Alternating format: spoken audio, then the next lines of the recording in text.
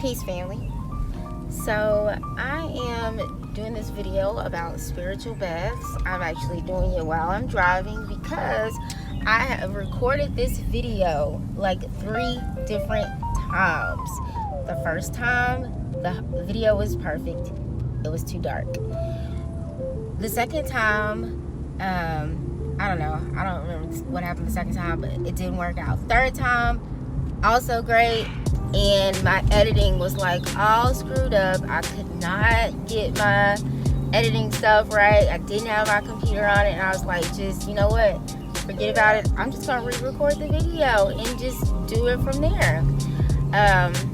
And so for me, it was a lesson about getting over yourself. I know that everything doesn't have to be perfect, but if you're like me, you like a certain control element and you like to make stuff as perfect as you can most of the time. However,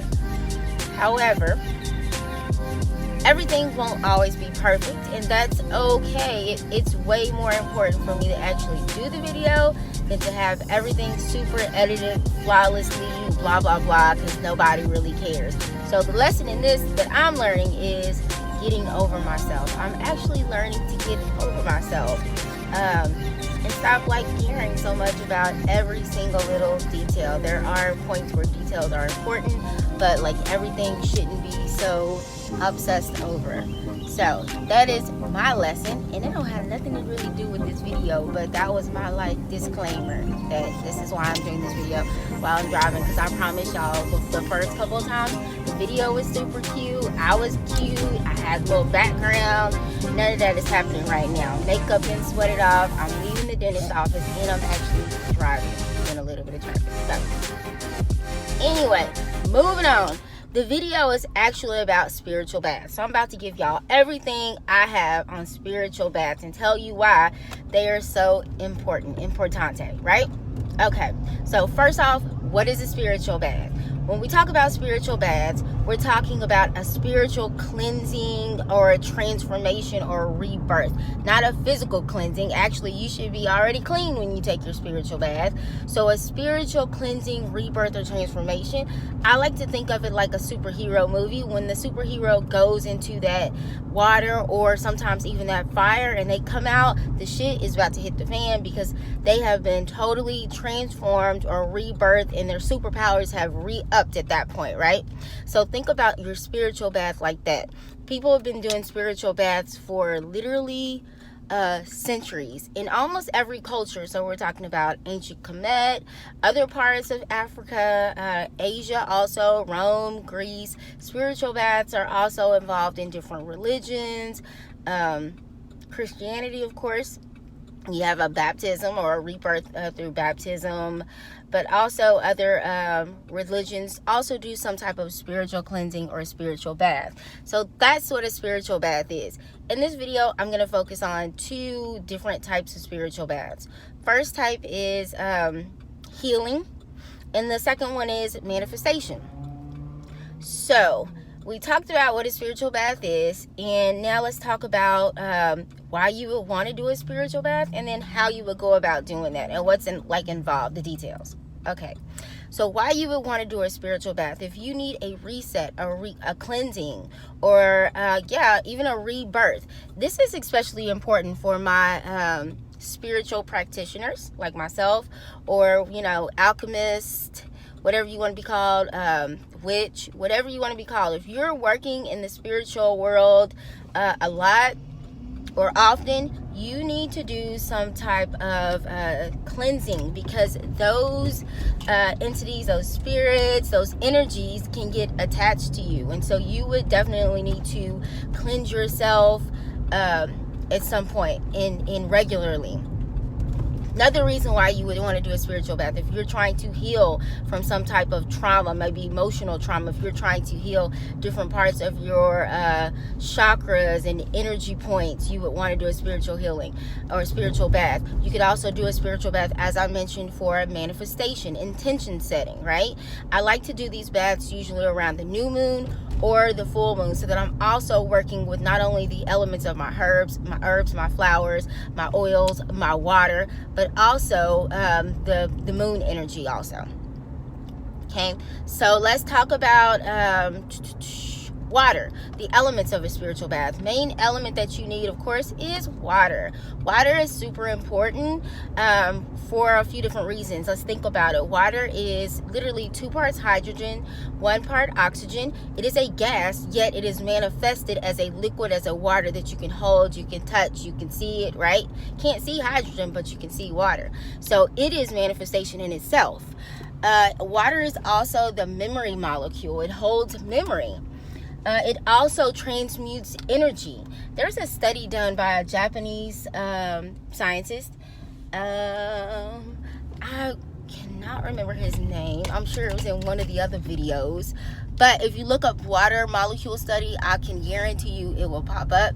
In this study, he had 2 containers of water. One he spoke to very negatively. He showed negative pictures. He even had other people project negative energy toward this water. And then the second one, he spoke to it very positively and had people project positive energy toward this one. He said positive affirmations to the water. And then when they froze the water and observed the water molecules, they noticed that the container that had the negative thoughts, negative energy, negative negative pictures, even the water molecules were all in like disarray. There was no rhyme, no reason, no order. It was in chaos, right? And then in the second container, which the water was spoken to very positively, the water had turned itself into these beautiful elaborate designs like sacred geometry, and they almost look like snowflakes. They were all strategically arranged. And so that just goes to show that water can hold energy, whatever energy you project into it. So that when you're doing your spiritual bath, you're using it for that reason, because we're going to pour in either healing energy or our intention and manifestation into that water. Okay. Anything else? Other thing I want to say about water is that you are water. Your body is at least 70% water. And so if you've ever sat in a bathtub too long and your fingers and toes start to wrinkle, it is because the water inside of your body is actually trying to bond with the water inside of your bathtub. So when you do a spiritual bath, you actually want to sit there long enough to wrinkle, because the water molecules, again, in your body and then the water molecules in the tub are actually bonding. So now you're creating this flow, this conduit of energy, right? You to the water, you in the water, right? Bonding, creating flow. So water would be the main element in any spiritual bath. You got to have some water. Second thing I want to talk about is salt. If you're doing a healing bath, you want to put in some type of salt. So in my bath soaks, I like to use Epsom salt mixed with pink Himalayan salt. And a couple reasons for that. Pink Himalayan salt acts as actually like a pink or rose crystal. As far as it's going to add in love, emotion, and if you're healing, you definitely want to replace any feelings that you might have with feelings of love and strong emotion, right? Other thing is, pink Himalayan salt and Epsom salt is actually known to draw out any negative ions. Scientifically, that is what salt is used for. So if we're drawing out negativity in our water, we're drawing out any of those negative feelings, negative thoughts that we may have had, those negative traumas that may have occurred in our life. So we're using salt for that property that it has. And also salt is used for protection. So if you've ever heard of like a salt circle or anything like that, we're also adding in this element of salt to protect ourselves going forward. Okay, so water, salt, and then let's talk about earth. So if you're doing especially a manifestation bath, you don't want any salt, because you want to add in and you want earth elements, because whatever we're manifesting in our thoughts and in our energy, we're going to manifest it on earth. So we're only using earth elements. So you want to be very strategic with the earth elements that you use according to your purpose or intent. So for example, I like to use lavender in both of my baths. Lavender is known to draw out strong emotion. Fun fact, Jesus actually requested to be buried in lavender, if you take different points from biblical text for what they are. And so we know that lavender has been used literally since ancient Egypt and Kemet times, and it is used for drawing out strong emotion. Why is that important? Because if you're doing a healing bath, you actually want to tap into that emotion of pain and trauma and actually to heal it. Also, if you're manifesting something, you actually want to tap into that strong emotion, because you need to put in the atmosphere and the energy in the universe those thoughts and feelings of emotion as if you already have that thing, right? So for both of those, you want to tap into that strong emotion. Other element that I like to use in both of my baths is chamomile. So chamomile also used to bring out strong emotion. Also, chamomile is used in protection from roadblocks. It just came from the dentist, so y'all, excuse me, my brace is a little tight. Roadblocks, curses, and hexes. So chamomile is important for those two. Also, of course, it's elements of drawing or pulling that strong emotion, sometimes through its aroma, but those are its spiritual properties. Another thing that I like to use in my bath soaks are, let's see, lavender. I might use chrysanthemum. Chrysanthemum is used for protection, so I do like to use chrysanthemum, especially if you're doing a healing bath. You might want to add in protection, because you want to protect that area, or whether that's a physical area or a spiritual area. You want to add some protection in there. And then I use oils. So I have an oil mix that I use that you can also purchase from me in just the oil form, but I also use this in my bath soaks. And one of the key ingredients in my oil mix is frankincense. So frankincense is known as the oil of the divine. If you think about it, like if you're in a car, you might put oil in your car to keep those gears like lubricated and working. Think of frankincense like that. Frankincense is super old, used by many different cultures, but it is known for its divine elements and for sending your intentions, your healing straight to the divine. So frankincense is something that I use in my bath soaks and also my what I call divine oil. I would highly suggest adding some type of oil mix in, and like I said, I make my own, but you might want to use a carrier oil. I like to use olive oil, but also different essential oils according to what you're doing and what the task is. So that is what goes into the spiritual bath. If you purchase these soaks from me, I give you a list of exactly what I put in those bath soaks.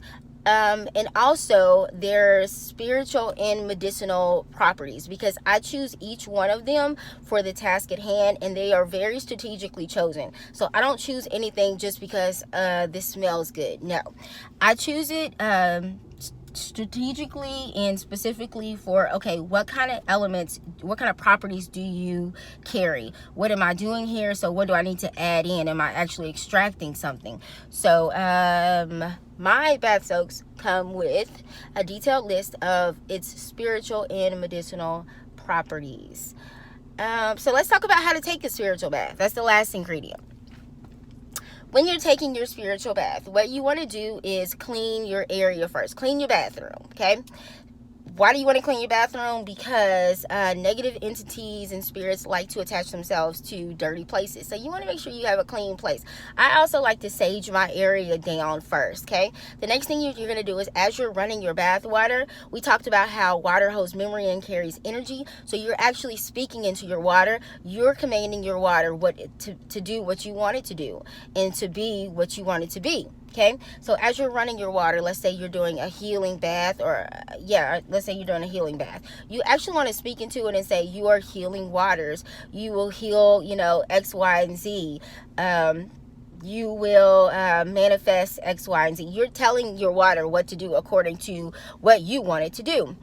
The other thing is, as I add in each element, like each salt, each flour, each oil, I'm actually telling each element what to do. So you are in complete control, and just know that your spiritual baths are just a tool. It is not the only way to heal or manifest, but it is a tool. So if you think of it like if you're using crystals, but think about it like if you are, let's say, picking up 6 boxes. Yes, I can go over there and pick up all 6 boxes, or I could use this forklift. Either way, the box is gonna get picked up, right? But the forklift would be a tool that I could assess in order to do that quicker, right, and easier with less manpower. All right, so think about your spiritual bath like that, and just know that you are in control. You are telling each element what it is to do, and you are speaking those things into existence as you take your spiritual bath. The other thing that I want to tell you guys is my process of making my bath soaks. So as I make my bath soaks, as I said before, I pick each element according to its medicinal and spiritual property. They are not like just randomly picked for smell or color. Each one of them does something specific. I actually charge mine under a full moon. So this time, the batch that I made got three days of a strawberry full moon.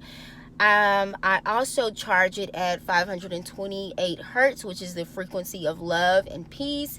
And then I take each element and I speak over it and bless it and anoint it according to what I want it to do.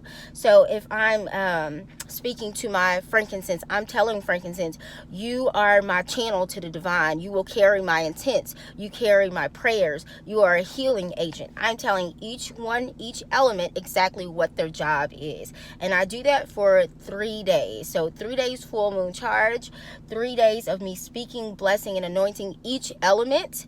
Okay, and 3 days of being charged at 528 hertz. So I think that is all the information, y'all. Yeah. But anyway, I hope that this video was informational. I plan to make many more, and I will try not to obsess over the details because, like I said, this is my 3rd time, y'all. I had cute backgrounds. I had my makeup done, makeup not done anymore.